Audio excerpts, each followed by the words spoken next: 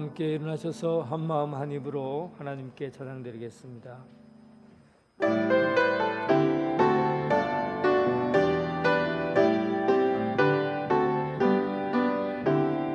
한마음 할렐루야, 한입으로 할렐루야, 한마음 한입으로 하나님께 영광을. 그러므로 주께서 친히 징조를 너희에게 주실 것이라. 보라, 처녀가 잉태하여 아들을 낳을 것이요 그의 이름을 임마누엘이라 하리라. 하나님은 영이시니 예배하는 자가 영과 진리로 예배할지니라. 아멘.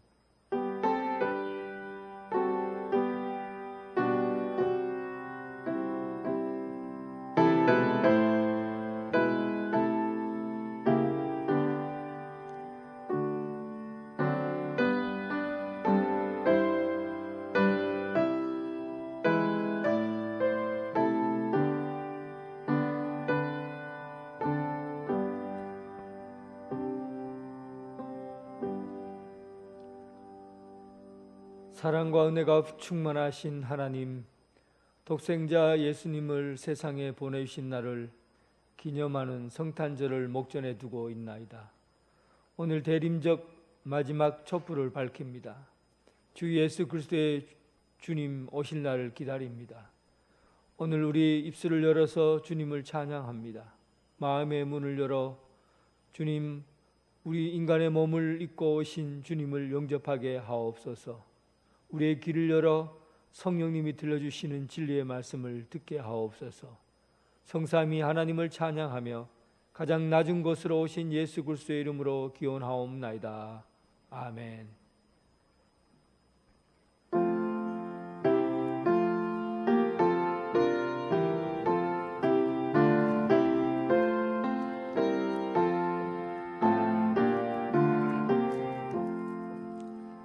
오랫동안 기다리던 주님 강림하셔서 죄에 매인 백성들을 자유 얻게 하시네.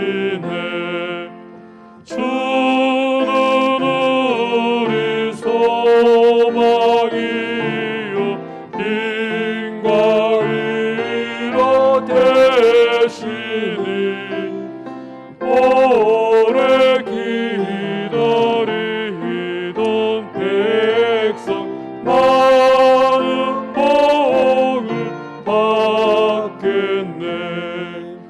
모든 백성 구하려고 임금으로 오시니 영원토록 우리들을 친히 다스리시네. 죄로 상한 우리 마음 은혜로서 고치고 주의 빛난 보좌 앞에 이르도록 하소서. 아멘. 사도신경으로 신앙 고백 드리겠습니다. 나는 전능하신 아버지 하나님 천지의 창조주를 믿습니다. 나는 그의 유일하신 아들 우리 주 예수 그리스도를 믿습니다. 그는 성령으로 잉태되어 본디오 빌라도에게 나시고 십자가에 못 박혀 죽으시고 장사된 지 사흘 만에 죽은 자 가운데서 다시 살아나셨으며 하늘에 오르시어 전능하신 아버지 하나님 우편에 앉아 계시다가 거기로부터 살아있는 자와 죽은 자를 심판하러 오십니다. 나는 성령을 믿으며 거룩한 공교회와 성도의 교제와 죄를 용서받는 것과 몸의 부활과 영생을 믿습니다. 아멘. 교동문 118번입니다.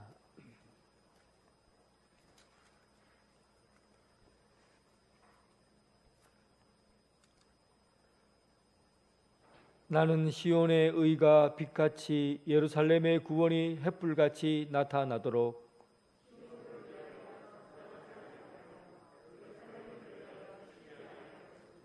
이방 나라들이 내 공의를 묻 왕이 다 내 영광을 볼 것이요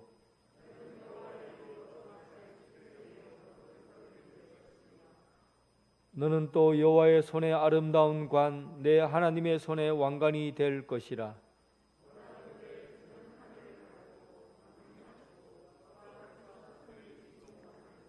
불이 섭을 사르며 불이 물을 끓임 같게 하사 주의 원수들이 주의 이름을 알게 하시며 이방 나라들로 주 앞에서 떨게 하옵소서.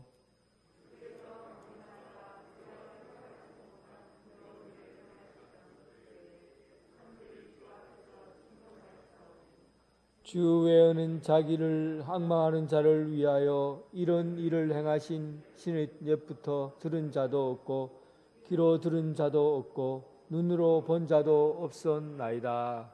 아멘.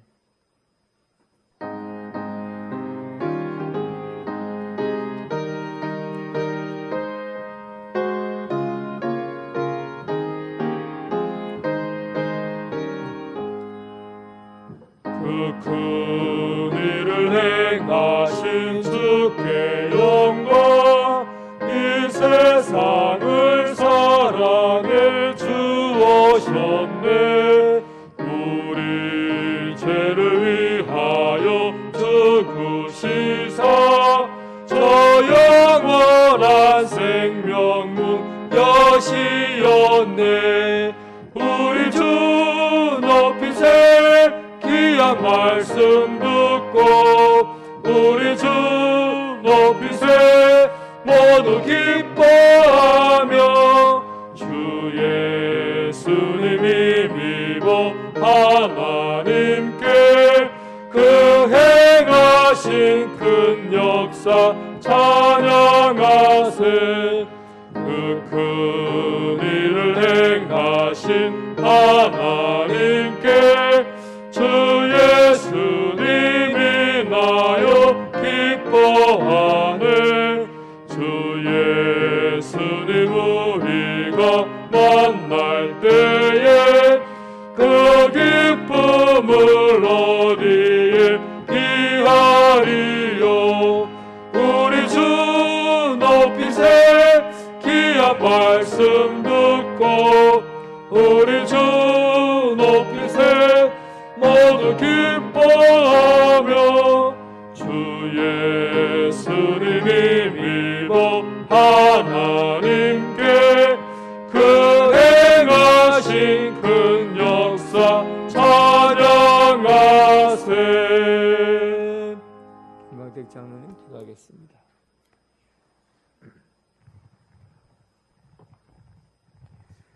사랑이 많으신 하나님 아버지, 죄로 인하여 영원히 죽을 수밖에 없는 저희들을 구원해 주시기 위하여 독생자이신 예수 그리스도를 이 땅에 보내주시고 우리를 향한 사랑을 확정하신 하나님 아버지, 언제나 저희들에게 베풀어 주시는 하나님의 그 크신 사랑과 은혜를 생각할 때마다 감사하지 않을 수 없음을 이 시간 또 고백드립니다.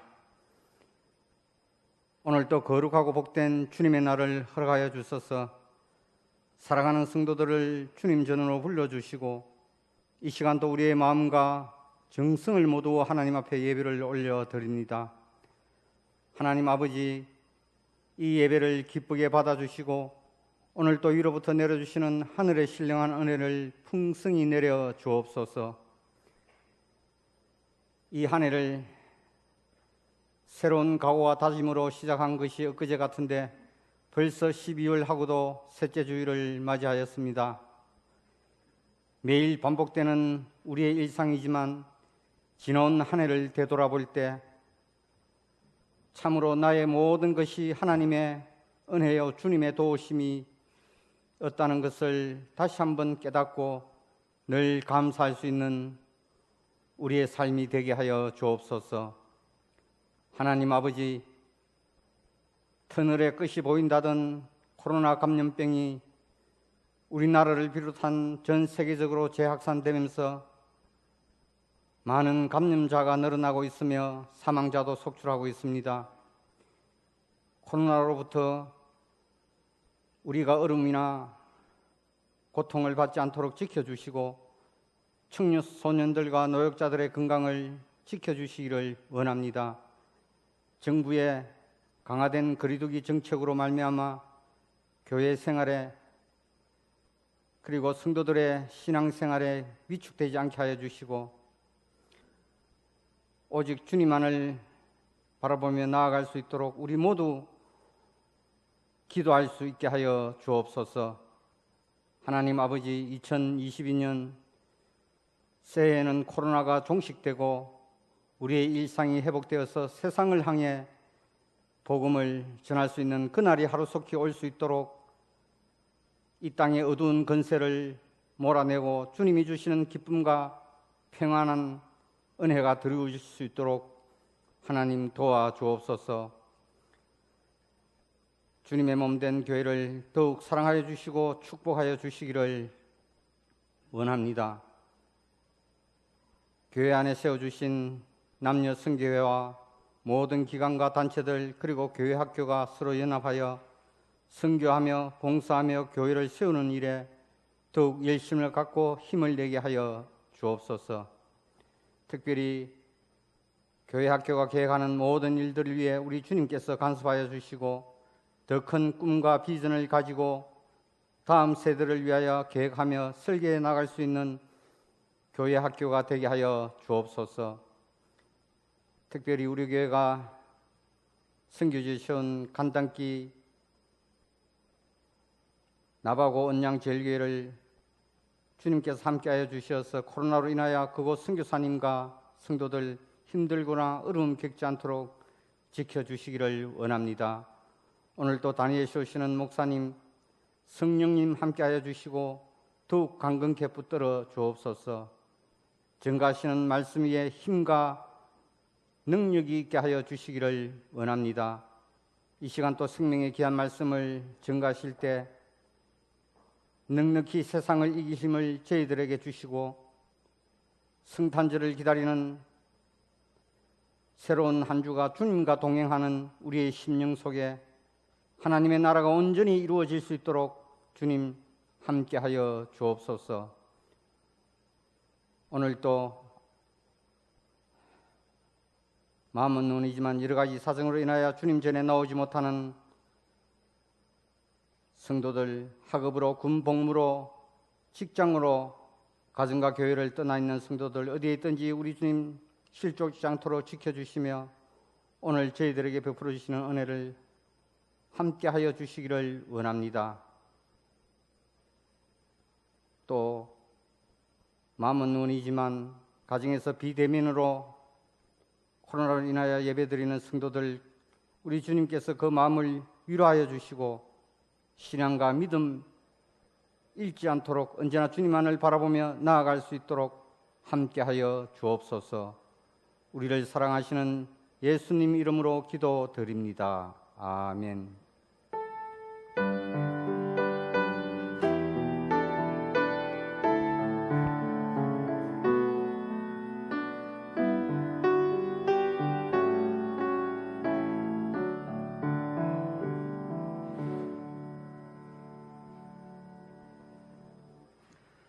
성도 여러분 반갑습니다.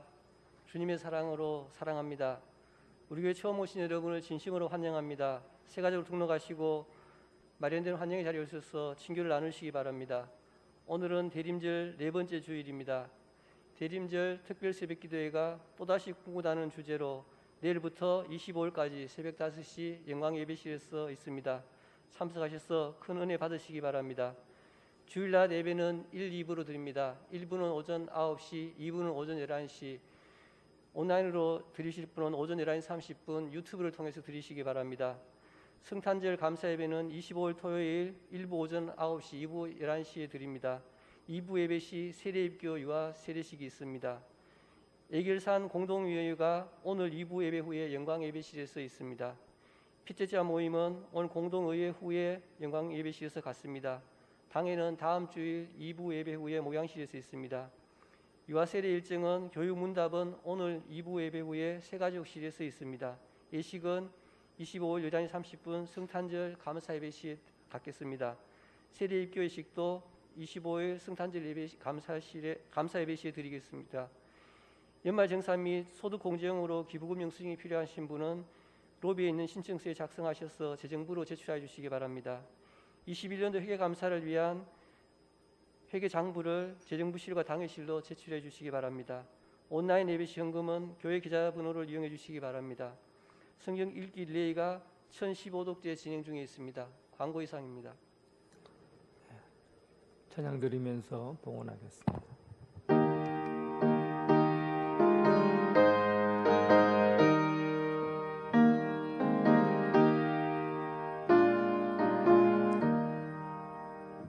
내가 받은 모든 것은 하나님의 선물이니 마음과 뜻하여서 겸손하게 드립니다.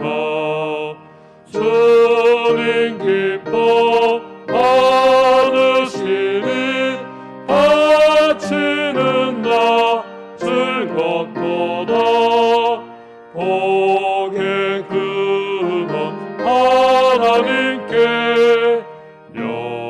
영원토록 감사하리.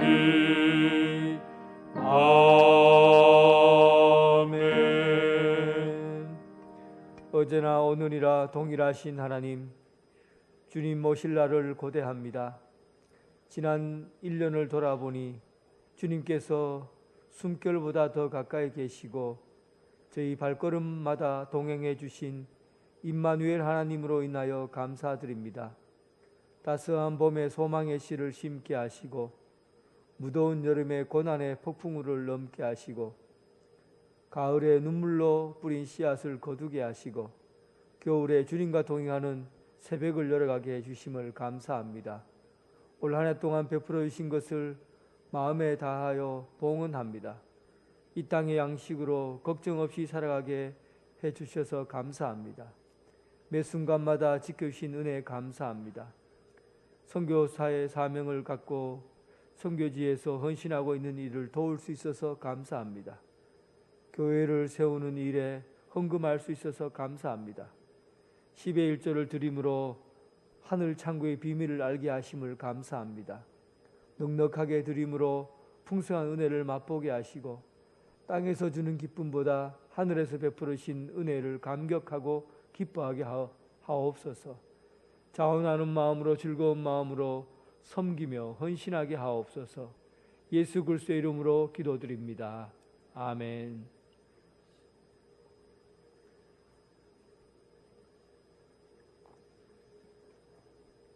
하나님께서 우리에게 주신 말씀은 빌립보서 1장 21절부터 26절까지입니다.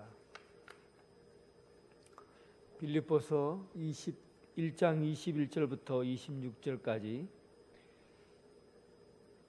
하나님의 말씀을 봉독해 올리겠습니다. 이는 내게 사는 것이 그리스도니 죽는 것도 유익함이라. 그러나 만일 육신으로 사는 이것이 내 일의 열매일진데 무엇을 택해야 할는지 나는 알지 못하노라. 내가 그 둘 사이에 끼었으니 차라리 세상을 떠나서 그리스도와 함께 있는 것이 훨씬 더 좋은 일이라. 그렇게 하고 싶으나 내가 육신으로 있는 것이 너희를 위하여 더 유익하리라. 내가 살 것과 너희 믿음의 진보와 기쁨을 위하여 너희 무리와 함께 거할 이것을 확실히 아느니 내가 다시 너희와 같이 있으므로 그리스도 예수 안에서 너희 자랑이 나로 말미암아 풍성하게 하려 함이라. 아멘.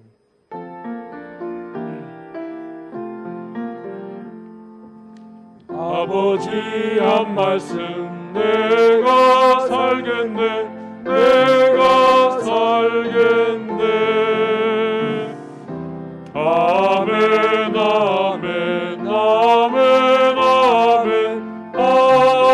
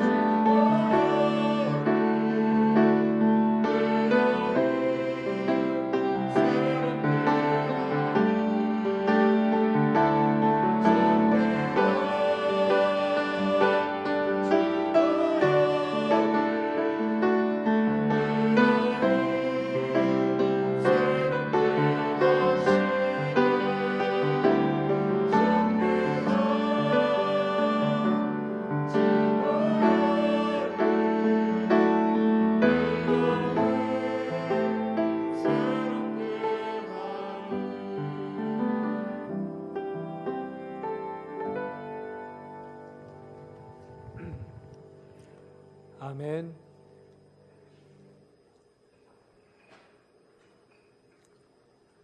주님의 평강이 여러분들과 함께하길 바랍니다.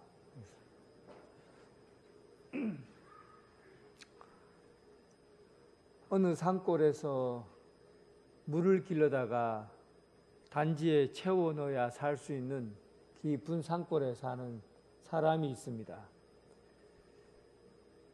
물을 기르기까지는 마을까지 내려가야 되는데 마을까지 내려가는 길이 아주 험하고 또 오랜 시간 내려가야 됩니다. 그래서 한 번 내려올 때 물을 잔뜩 실어다가 또 그리고 깊은 산골에 있는 자기 집에 있는 단지에다가 물을 채워 넣습니다. 한 3-4번 정도 마을까지 갔다 오면 단지가 그득하게 되면 일주일 동안 먹을 물들을 채워놓고 먹게 됩니다. 그리고 그 물로 세수도 하고 또 밥도 지어 먹고 또 키우는 닭이나 염소에게 물을 주기도 합니다. 물을 잔뜩 길러다가 나 단지 속에다 넣어놨는데 아침에 이르다 보니까 그 물이 바닥에 다 흘러져 버리고 꽁꽁 얼어붙어 얼음이 된 겁니다. 가만히 보니까 단지에 구멍이 나 있었던 것이죠.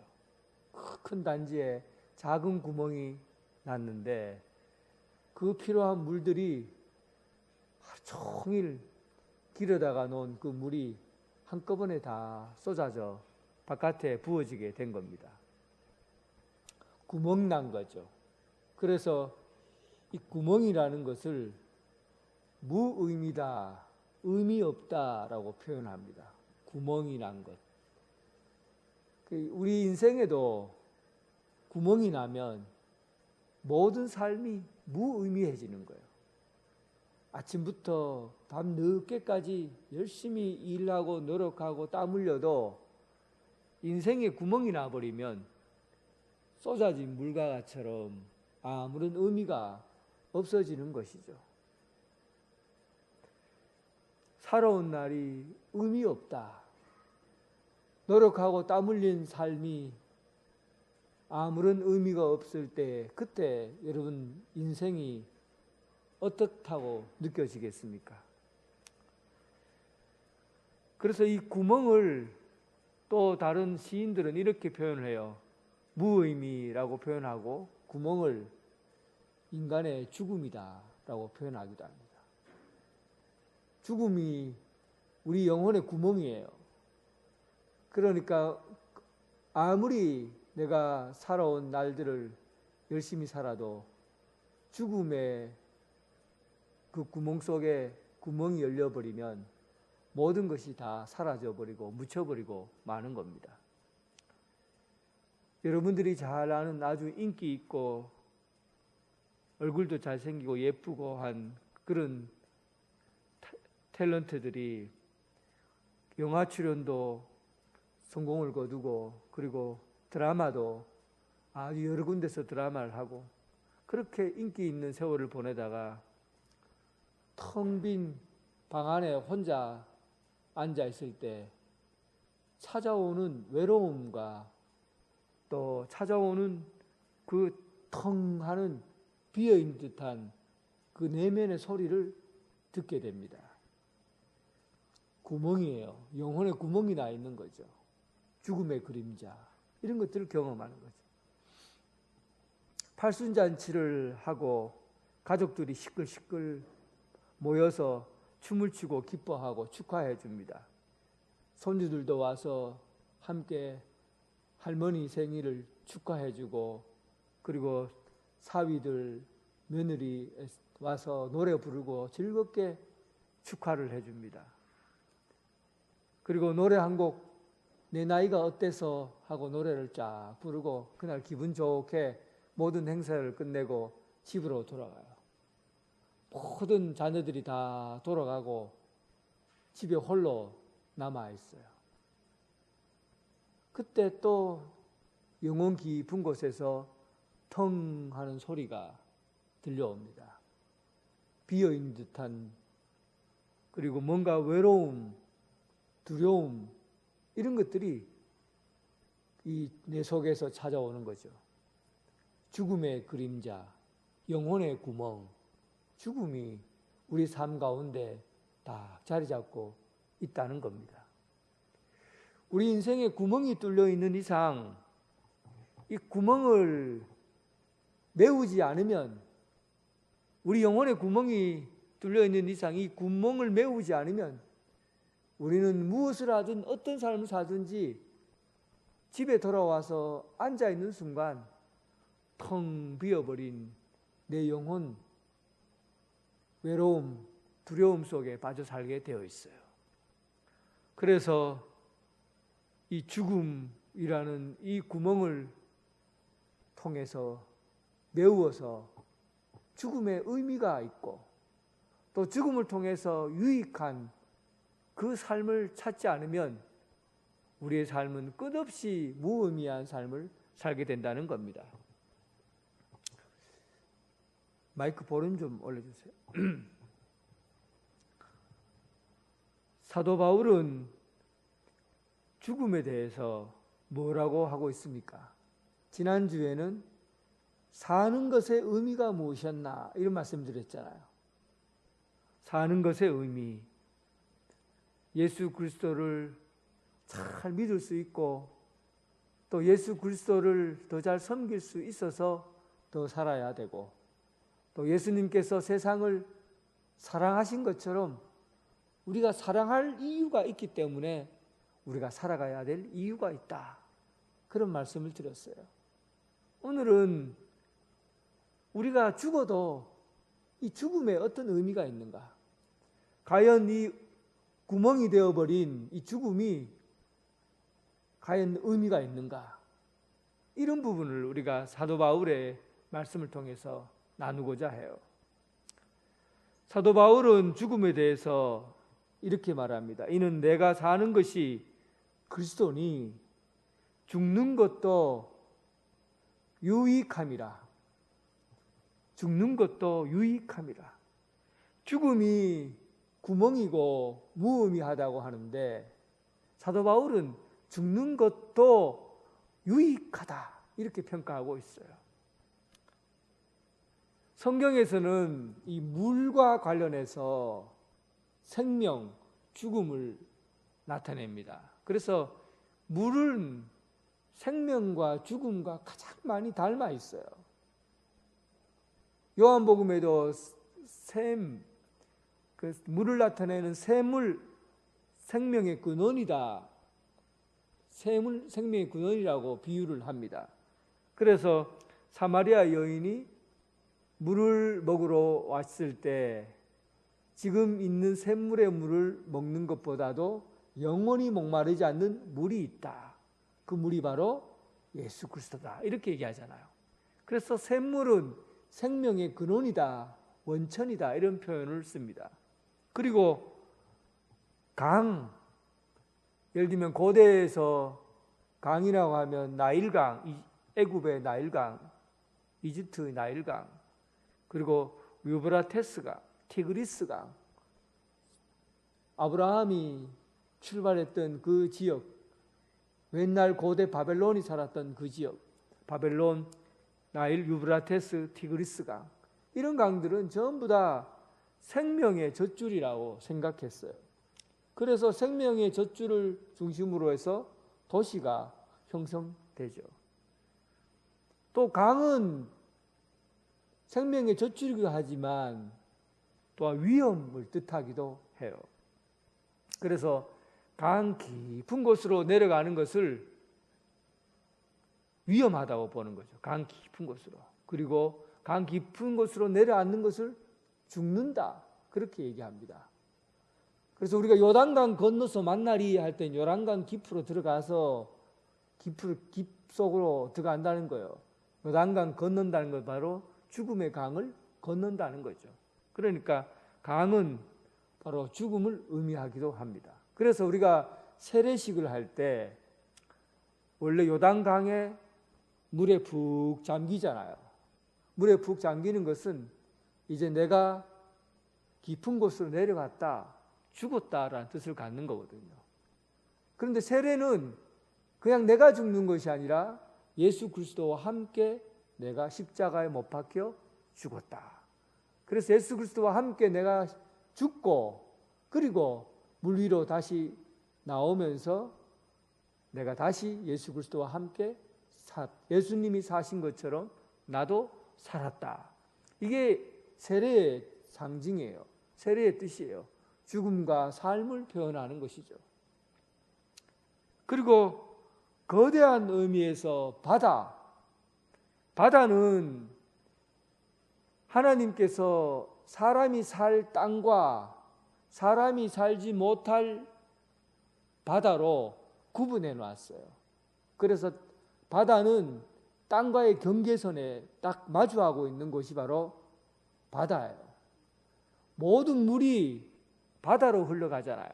모든 땅에서 떨어지는 물, 강, 그리고 모든 물들이 땅 밑으로 흐르는 모든 물들이 다 바다에 모입니다. 그러니까 바다는 인생의 마지막을 표현하는 것이에요. 인생의 마지막. 그래서 바다에는 그 거대한 지옥이 바다 속에 있는 거예요. 죽음으로 내려갔다. 바다 깊숙한 곳이라는 것은 바로 죽음을 의미합니다. 그러니까 바다는 모든 사람들이, 모든 생명이 있는 것들이 다 생명의 물줄기가 바다로 가듯이 모든 사람들은 이 죽음을 넘어설 수 없는 것이고 죽음에서 벗어날 수가 없는 겁니다. 그래서 죽음을 뜻할 때 바다를 뜻합니다. 그런데 참으로 놀라운 일이 5,000년 전에 홍해바다 사건이 있었잖아요. 이스라엘 백성이 애굽에서 탈출해서 그 땅 끝에 서 있을 때, 땅 끝, 땅이라는 것은 사람이 거주하는 곳이고 바다는 사람이 거주할 수 없는 곳이잖아요. 죽음의 현장이잖아요. 그 땅 끝에 서 있었을 때 모든 사람들은 이 바다를 건너지 못하고 다 바닷속에 빠져 죽게 됩니다. 죽음에 이르게 되죠. 바다가 자체가 죽음이에요. 그런데 바다에 그 파도를 멈추고 그 바다가 벽이 되어서 그 땅이 마른 땅이 되어버린 겁니다.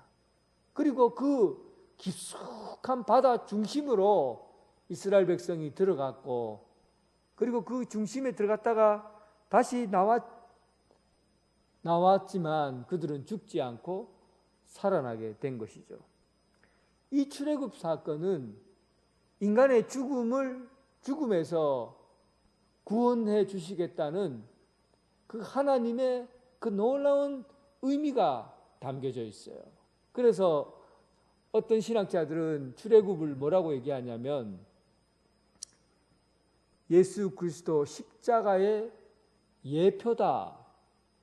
그러니까 미리 십자가를 보여주는 사건이다. 그렇게 얘기합니다. 조금 다른 의미긴 하지만 이렇게 해석해 볼 수도 있어요. 십자가의 예고편이다. 그래 말할 수 있어요. 출애굽기를 보면 미리 그 다음 본방송이 나오기 전까지 미리 예고를 통해서 이런 흥미진진한 이야기들이 있어 주겠구나 하고 예고편으로 보여주는 거죠. 그리고 사람들이 그 과정을 보면서 앞으로 어떻게 분명히 하나님께서 사람을 구원하시겠구나 이렇게까지 보여주시다니 하고 보고는 그 진짜 사건을 어디서 보여준다는 겁니까? 본방송이 어디예요? 바로 예수님이 우리를 위해서 십자가 못 박혀 죽으신 이 사건이 바로 본방송이 되는 거예요.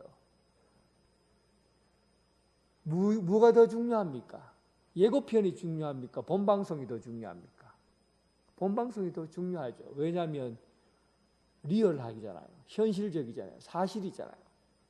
그러니까 오늘날 예수 그리스도 십자가 이 사건은 인간의 죽음에서 구원하신, 인류를 구원하신 놀라운 사건이 예수 그리스도의 사건을 통해서 우리에게 이루어지고 보여주게 된 겁니다. 제가 며칠 전에 텔레비전을 보다가 정확하게 내가 사람 이름을 잘 모르겠어요. 근데 조금 헷갈리는 부분이 있어요. 슬쩍 보는데 그냥 이런 내용이었어요.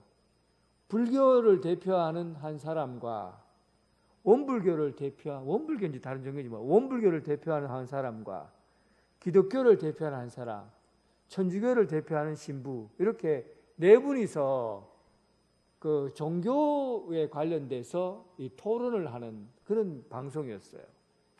근데 그 사회자가 이런 얘기를 하더라고요. 모든 종교가 평화를 말하고 사랑을 이야기하는데 왜 종교 간에 갈등이 있고 왜 우리 종교만 최고라고 하고 우리 종교만 믿으라고 하는지 이거 너무 독선적이지 않느냐 이런 얘기를 해요. 누구를 빗대어서 하는 얘기겠습니까? 기독교를 빗대어서 하는 얘기예요. 다른 모든 종교들은 평화를 얘기하고 다 얘기할 수 있는데 기독교는 독선적이다 이런 얘기를 하고 싶은 겁니다. 그래서 불교의 스님이 그 얘기를 하더라고요. 예, 종교는 원래 태생적으로 평화라는 것을 가지고 있습니다. 모든 사람이 평화롭게 사는 것이 종교의 의무입니다. 그래서 진리라는 것을 가지고 서로 대립하고 싸우고 하는 것은 종교의 의미가 없습니다. 종교라는 것은 평화입니다. 이렇게 딱 얘기를 하는 거예요. 그리고 내가 또 한 사람이 얘기했는데 그 사람 얘기는 까먹었어요. 잘 모르겠더라고. 그리고 천주교 또 신부님이 그 얘기를 받아서 그럼요. 종교는 같이 함께 할 수 있는 일이 많습니다.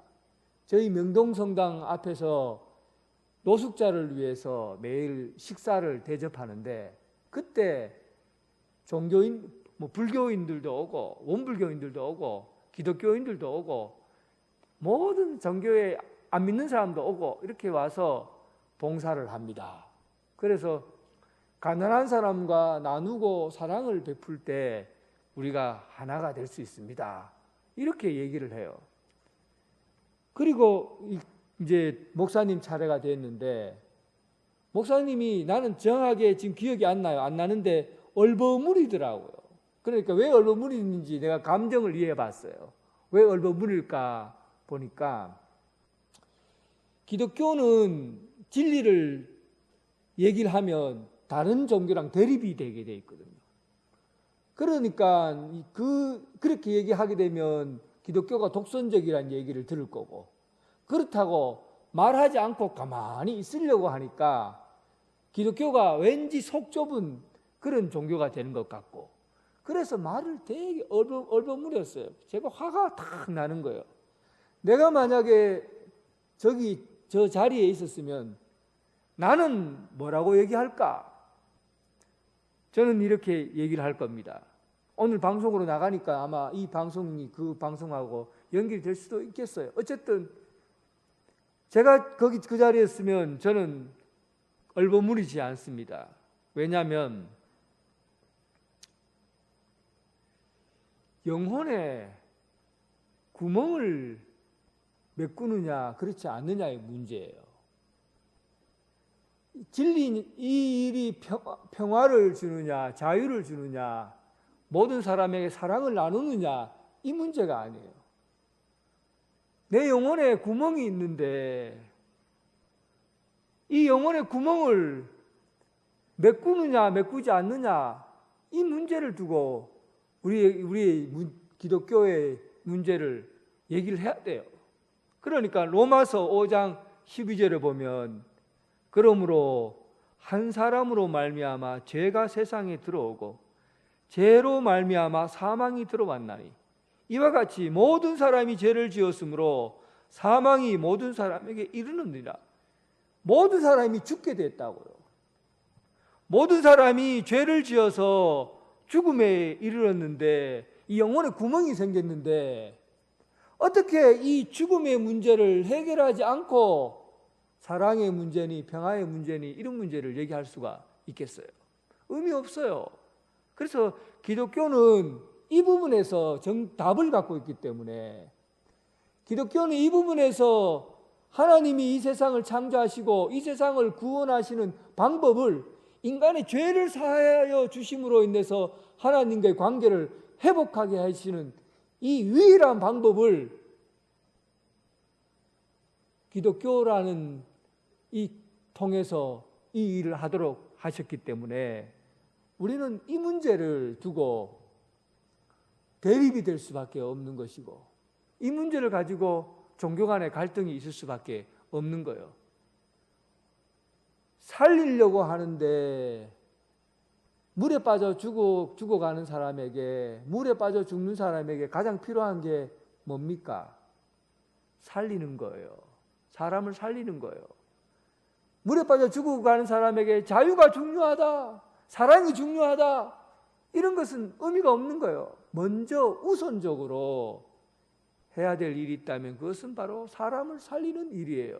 그래서 기독교의 진리가 사람을 살리는데 갈등을 일으키고 편협하다고 해도 나는 사람을 살리겠다는 거예요. 그래서 기독교가 갈등을 일으켜도 그리고 다른 종교와 비교했을 때 독선적이라고 소리를 들어도 영원히 살릴 수 있는 그런 길이 있다면 나는 그 길을 선택하겠다는 겁니다.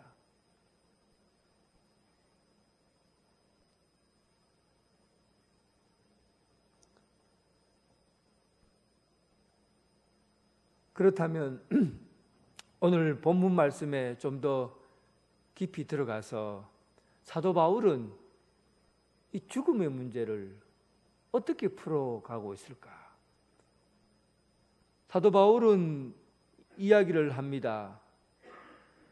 그렇다고 해서 이 죽음이 예수 그리스도를 통해서 예수 그리스도를 믿음으로 말미암아 모든 사람이 십자가의 죽음으로 인해서 죽음의 권세를 이기고 승리할 수 있도록 해 주셨는데, 그렇다면 죽는 것이 멋진 일입니까?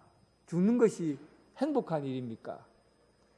예수님께서 죽음을 이기고 승리하시게 해주고 죽음으로부터 하나님과의 관계를 회복하게 해주시는 이 놀라운 일이 일어났어요. 그렇다면 이 죽는 것이 멋진 일이고 죽는 것이 행복한 일입니까? 사실 그렇지는 않아요. 죽음이라는 것 자체가 그 가지고 있는 힘이 있어요. 어떤 힘이냐 하면 두려움을 주는 힘, 그리고 위협적인 힘은 여전히 가지고 있는 겁니다. 예수님께서 십자가에 못 박혀 죽으실 때 두려워하지 않았습니까? 너무 고통스럽고 아팠고 힘들어서 아바 아버지여 어찌하여 나를 버리셨나이까? 예수님조차도 죽음 앞에서 죽음이 멋진 것이다 하고 행복하게 웃고 그렇게 죽으시지 않으셨어요. 그것은 죽음의 위협과 두려움은 여전히 존재해요. 그러나 그 죽음에 의해서 주어지는 결과에 대해서는 우리는 자신이 있는 겁니다. 죽음으로 인해서 주어지는 결과가 참담한 패배로 끝나는 게 아니라 참된 승리로 우리에게 주어지게 된다는 거예요. 그래서 사도 바울이 아주 멋진 표현을 했어요. 고린도 전서 15장 55절에 이런 표현을 썼습니다. 사망아, 너희 승리가 어디 있느냐? 사망아, 내가 쏘는 것이 어디 있느냐? 이런 말을 했어요. 얼마나 멋진 말이에요. 보세요. 죽음이라는 것이 활을 가지고 죄라는 독화살을 딱 가지고 쏘는 거거든요. 이게 이제 사망이라고 표현했는데 사도 바울은 이 죽음을 비꼬는 거예요. 사망아, 네가 활을 잡아당기지만은 화살이 어디 있느냐 하는 거예요. 화살이 죄잖아요. 이 죄의 문제를 예수님께서 다 해결해 주셨으니까 활은 있지만 살이 없는 거예요. 그래서 네 쏴봐라. 총이 있지만 총알이 없는 거예요. 그러니까 쏴봐라 이런 거죠. 그러니까 죽음이 위협은 돼요. 활이 있기 때문에 위협은 돼요. 그렇지만 그 쏘는 것으로 인해서 두려워하지 않는다는 거죠. 그 결과에 의해서 우리가 영향을 받지 않는 겁니다. 그래서 사도 바울은 죽음이 힘이 있고 두려움이 있고 아무리 거세게 몰아쳐도 거기는 살이 없는, 총알이 없는 활시위, 총알이 없는 총에 불과하다. 위협은 되지만 그것으로 인해서 나에게 아무런 영향을 미치지 않는다. 죽음이 우리 영혼에 아무런 영향을 미치지 않게 된다는 겁니다. 그래서 오히려 죽음을 조롱하고 자신 있게 대하는 것이죠. 또한 사도 바울은 여기서 한 걸음 더 나아가요. 어떻게 나아가냐면 내가 사는 것보다 죽는 것이 유익하다, 이런 말을 사용하고 있다는 겁니다. 사는 것보다 죽는 것이 유익하다. 죽는 것은 죽는 것으로 인해서 크게 의미를 느끼지 않아요. 죽음은 두려운 것은 사실이에요. 산소호흡기를 꽂고 이제 죽는다고 하면 위협적이죠. 그러나 이 죽음으로 인해서 찾아오는 결과는 우리에게 무의미해요. 아무런 의미가 없어요. 죽음으로 인해서 우리가 고통받지 않아요. 그 결과에 의해서. 왜냐하면 죽음 이후에 우리를 살리시는 분이 예수 그리스도이기 때문에. 사도 바울은 이 부분보다도 한 걸음 더 나아가서 죽음이 더 유익하다 이렇게 말합니다. 어떤 면에서 죽음이 유익하다고 말합니까? 이건 제 얘기 아니라 로이드 존슨이라는 목사가, 로이드 존슨 목사님이 하신 얘기예요. 빌립보 주석에 그가 뭐 어떤 면에서 사는 것보다 죽는 것이 더 유익한가 하는 것을 설명해 놨어요. 그가 이렇게 얘기하더라고요. 사는 것은 내가 예수 그리스도와 더불어 살아가는 일을 해야 한다. 내가 해야 된다. 그러나 죽는 것은 내가 하는 것이 아니라 부활하신 예수 그리스도께서 우리를 다시 살리실 것이다. 무슨 말인지 잘 모르겠죠? 이런 겁니다. 내가 지금 사는 것은 예수님과 더불어 살아야 되기 때문에 내가 그래도 예수님과 더불어 살려고 애를 쓰고 노력하고 말씀 보고 전도하고 힘써야 된다는 거죠. 그런데 죽는 거는 이제 내가 힘써야 될 일이 없어요. 가만히 있으면 알아서 나를 다시 살리실 거예요. 나는 가만히 있어도 돼요. 알아서 주님이 나를 살리실 거니까. 그래서 내가 힘쓰지 않아도 되고 주님이 힘써야 되니까 내가 사는 것보다 죽는 것이 유익하다, 이래 보는 겁니다. 이해가 됩니까? 좀 더 이해를 돕기 위해서 예를 들어보면, 제가 어느 집사님 집에 임종 예배를 드리러 가는데 그분이 이제 폐암을 앓고 있다가 돌아가시게 되었어요. 이제 그분 앞에 나가서 내가 가족들이 저를 불러서 갔습니다. 그러면 기도를 해달라고 그래요. 그럼 제가 어떻게 기도하면 되겠습니까? 하나님, 이 폐암으로 숨을 못 쉬고 죽어가고 있습니다. 살려주십시오. 다시 살아나서 주님 믿음 생활 더 잘하고 신앙생활 더 잘하게 해주세요. 이렇게 기도하는 게 이 사람에게 본질적인 위로가 되겠습니까? 그렇게 말하지 않았어요. 저는 어떻게 얘기했냐 하면, 제가 이렇게 얘기했죠. 이제 집사님 힘쓰지 마세요. 힘 빼세요. 이제 숨 쉬려고 애쓰지 마세요. 가만히 이제는 내려놓으세요. 모든 것에서 힘을 빼세요. 힘주려 하지 말고 애쓰지 마세요. 이제 집사님이 할 일은 없어요. 집사님은 가만히 계시면 이제 예수님이 알아서 하실 거예요. 예수님이 힘쓰실 거예요. 이제 집사님은 숨 쉬려고 하지 마시고 애쓰려고 하지 마시고 가만히 계시면 예수님이 집사님을 살리실 거예요. 힘쓰실 거예요. 그러니까 이제 힘을 빼시고 가만히 계시면 됩니다. 그래서 사도 바울이 말한 유익이 내가 힘써서 되는 일이 아니라 내가 힘쓰지 않아도 되는 일이, 이 영광스러운 일이 내 앞에 주어지기 때문에 내가 사는 것보다도 죽는 것이 유익하다, 그렇게 말하는 겁니다. 또 한 가지 유익한 이유가 있어요. 23절에 보면 떠나서라는 표현을 쓰고 있어요. 내가 그 둘 사이에 끼었으니 차라리 세상을 떠나서라는 말은, 이게 사도 바울이 참 잘 쓰는 말이기도 하고 이스라엘 사람들이 잘 쓰는 용어예요. 이걸 원어로 보면 장막을 벗어나서, 이런 얘기거든요. 그러니까 장막을 벗는다는 것은 텐트를 치고 있다가 텐트를 거두고 떠나서, 이런 얘기입니다. 그러니까 우리 육신을 그렇게 표현한 거예요. 우리가 육신을 갖고 사는 동안에는 이 텐트를 치고 이 땅에 사는 것과 같은 거예요. 그리고 텐트 생활이 끝나면 어디로 갑니까? 자기 집으로 가죠. 자기 집에서는 오래 살고, 텐트는 뭐 2박 3일, 일주일 이렇게 살잖아요. 그러니까 오래 사는 본향 내 집으로 가기 전에 텐트 치고 사는 것처럼 우리 인생이 잠깐 텐트 치고 있다가 하늘나라 내 본향 영원히 살 본향으로 간다. 그래서 잠깐 사는 게 유익이냐, 영원히 좋은 집에서 사는 게 유익이냐, 이 얘기입니다. 그래서 우리가 사는 것은 잠깐 여기 사는 것보다도 떠나서 사는 것이 더 오랫동안, 더 길게, 더 튼튼한 성에서 살기 때문에 그곳 삶이 더 유익이다. 그래서 사도 바울은 이 땅에 있는 것보다도 떠나는 것이 더 낫다, 그렇게 본 겁니다. 이런 마음을 가지고 있으면 사람이 좀 커져요. 큰 영혼에 대한 사고를 갖고 있으면 짧은 일에 대해서 불평을 하지 않는 거예요.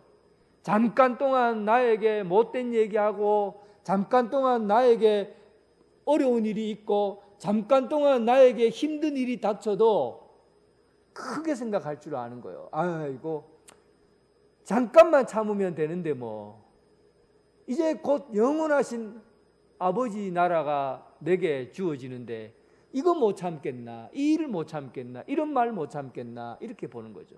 사람이 영원에 기대어 살면, 영원에 기대어 살면 사람이 통이 커지는 거예요. 삶이 쪼잔해지지 않아요. 짧아지지 않아요. 길게 보게 되고 크게 보게 되는 거죠. 영원에 기대어 사는 거죠. 내가 이 땅에 사는 것보다도 하늘나라에서 사는 것이 더 유익하다. 잠깐 사는 것보다도 영원히 살 날이 더 많이 남았다.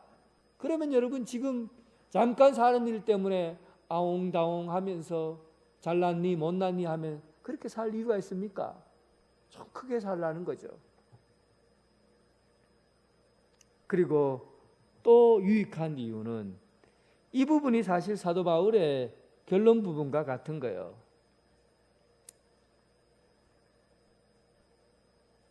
23절, 그리스도와 함께 있는 것이 훨씬 더 좋은 일이라.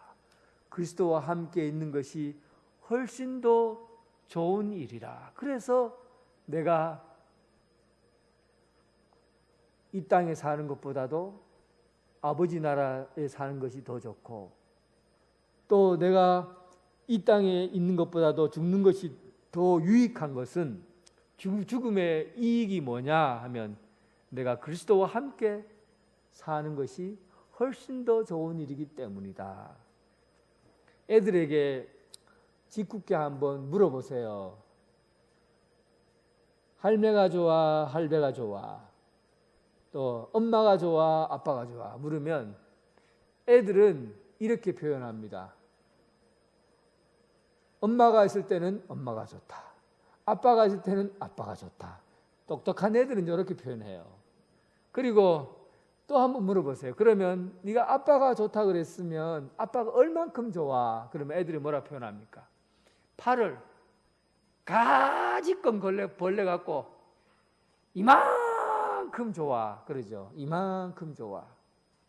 그러니까 더 좋다는 개념은 언제나 경험적인 거예요. 예수님과 함께 있으면 더 좋다, 이런 표현을 썼잖아요. 이 사도 바울은 경험에 의해서 좋은 걸 아는 거예요. 예수님과 함께 있는 것이 더 좋다고 경험을 한 거예요. 여러분들은 예수님과 함께 있는 것이 더 좋다고 느껴집니까? 실질적으로 이만큼 좋다고 말할 수 있어요? 예수님이 나를 얼마나 사랑했는지 예수님의 이름을 부를 때마다 눈물이 나요. 예수님께서 나 같은 죄인을 살렸다는 것을 생각할 때마다 정말 감당할 수 없는 은혜가 넘쳐요.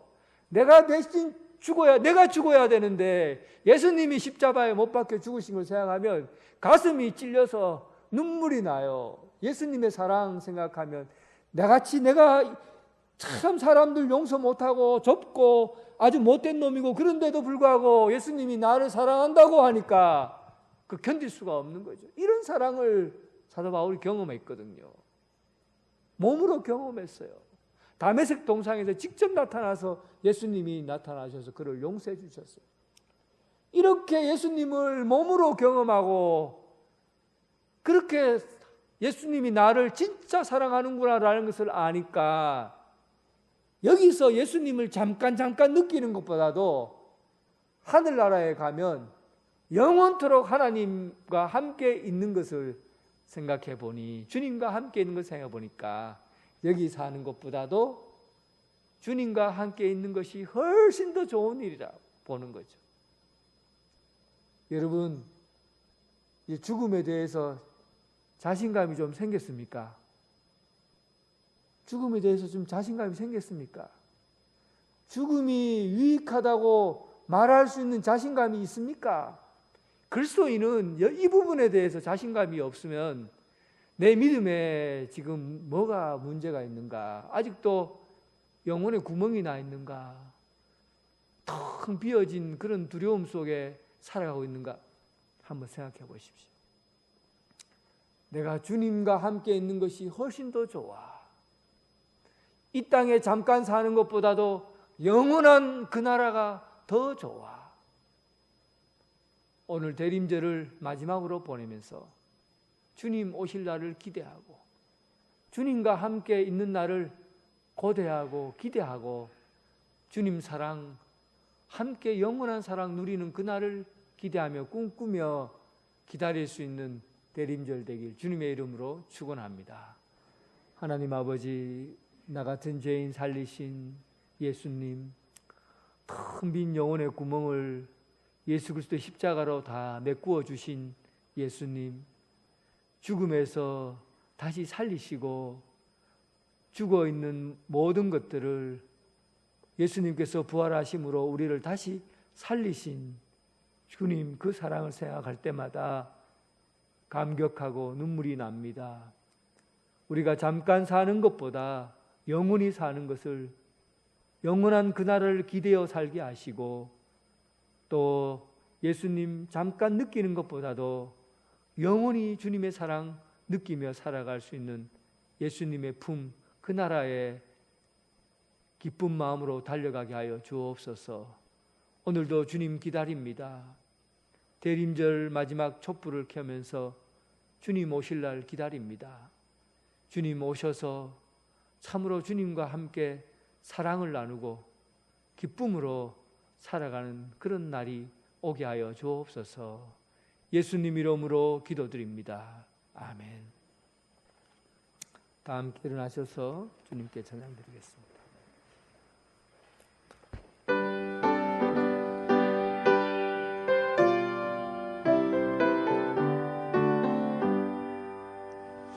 주 예수 넓은 품에 나 편히 안겨서 그 크신 사랑 안에 나 편히 쉬겠네. 영광의 들을 지나 저 푸른 바다 건너 천사의 노래소리 내게 들리네. 주 예수 넓은 품에 나 편히 안겨서 그 크신 사랑 안에 나 편히 쉬겠네. 주 예수 넓은 품에 나 편히 안기니 이 세상 악한 세력 나를 치 못하네. 슬픔과 근심 걱정 이후에 없으리. 시험이 닥쳐와도 나 염려겠네. 주 예수 넓은 품에 나 편히 안겨서 그 크신 사랑 안에 나 편히 쉬겠네.